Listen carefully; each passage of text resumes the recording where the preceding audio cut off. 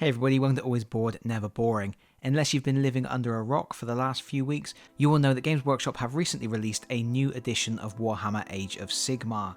And on the 31st of July, a wave of new products for that new edition went to retail. That includes 3 new starter sets, featuring brand new Stormcast Eternals and the new Orruk kruleboyz. I'm not personally interested in getting into the new edition of Age of Sigmar, but I did like the kruleboyz, so I thought I would try and pick up a few, just so that I could have them in my collection, maybe use them for Dungeons and Dragons, Rangers of Shadow Deep, use them as orc bosses maybe. So with that in mind, I looked at some of the other products that Games Workshop have just released, one of which is this Orruk Warclans Gutrippaz and Paints set. Say that 10 times quickly. This is a paint set intended to help people get up to speed with painting their Gutrippaz. So you get 6 specially selected paints, you get 1 starter paintbrush, and you get 3 push-fit Gutrippaz. This set retails for $22.50 from Games Workshop Direct. I ordered my set from Element Games, so I got it for £18. And I will mention, partly for disclosure and partly for advertising, there is an affiliate link for Element Games in the video description below. So anyway, in this video I'm going to quickly unbox this set, take a look at what you're getting for your money, put the miniatures together, and then in a follow-up video I'm going to have a go at painting them. So let's dive into this box.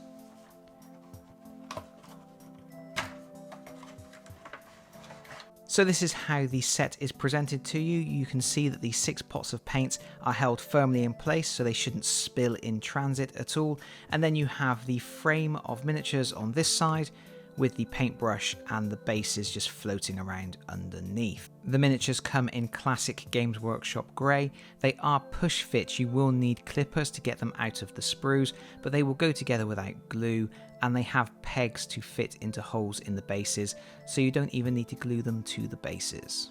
We'll assemble those in a moment. Next up is one of the classic Citadel starter brushes. I do not rate these very highly at all. They're fine for getting started with. I've got a bunch of them because they turn up all over the place, and I use them mainly for slapping on texture paint and things like that because I don't care if they get a bit ruined.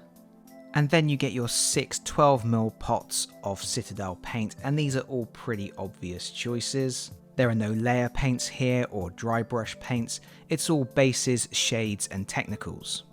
There's Steel Legion Drab, Mephiston Red, Lead Belcher for all of your metal details. You get some Agrax Earthshade because it is bottled talent and it will get you very, very far in making your miniatures look decent, even if you're just applying base colours and a wash. And it should be noted that normally Agrax comes in a 24mm bottle, this is just a 12mm bottle, the same as the other paints. You get some technical Sterling Mud, this is for adding texture to your bases. Again, this normally comes in a 24mm pot, but this is just a 12mm pot. And then you get Orruk Flesh. This is a new paint, and in fact the only new paint in this particular set, and it's the only paint that I don't actually have from this set. All of the rest I have in abundance, but it's stuff that I use all the time, so it's always helpful to have. I am interested in trying out this Orruk Flesh. Of course I will be trying it out on the Orruks themselves, but I also have a nice Moonstone Troll that I think this is going to look very nice on.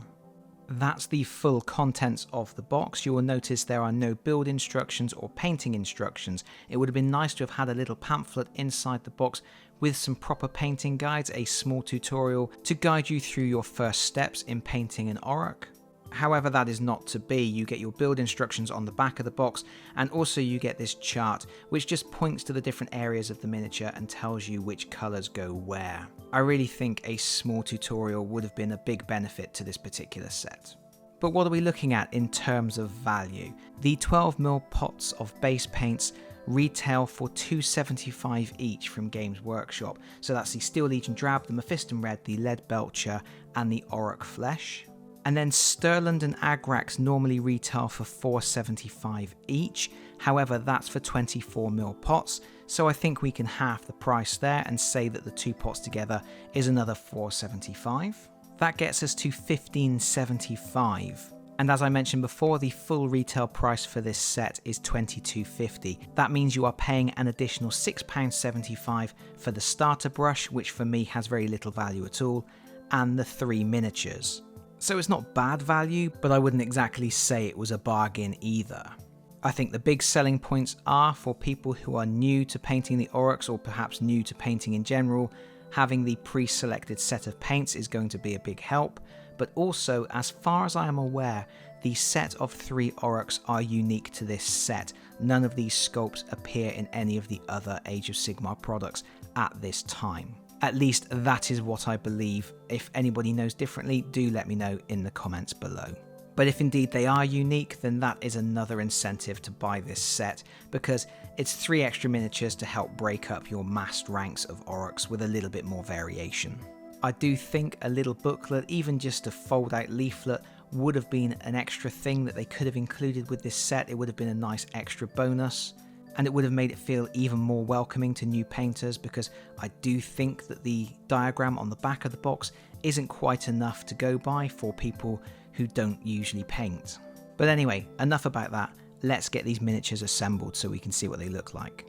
And by the power of jump cuts, we have our miniatures assembled. So this was the first one I put together. Because I wanted to illustrate on camera what these are like assembled as they suggest they can be assembled, I did not use any glue for these. I have literally just snipped them out of the sprues with side cutters and then pushed them together. And I tend to have the same minor complaints about these that I have about many Games Workshop push fit miniatures, in that some of the joins are quite obvious, particularly on this miniature. I wasn't particularly happy with how this one went together. But also there are occasionally times when you're trying to push pegs into holes and they do not want to go. They're very, very tight fits. You can hurt your fingers on the sharp bits, and also there is a risk of bending or snapping components as you are applying so much pressure. I tend to think it's a better idea to use keyed miniatures where they will go only one way, but you still need a bit of glue to hold them in place. This was the second one, and probably my favourite.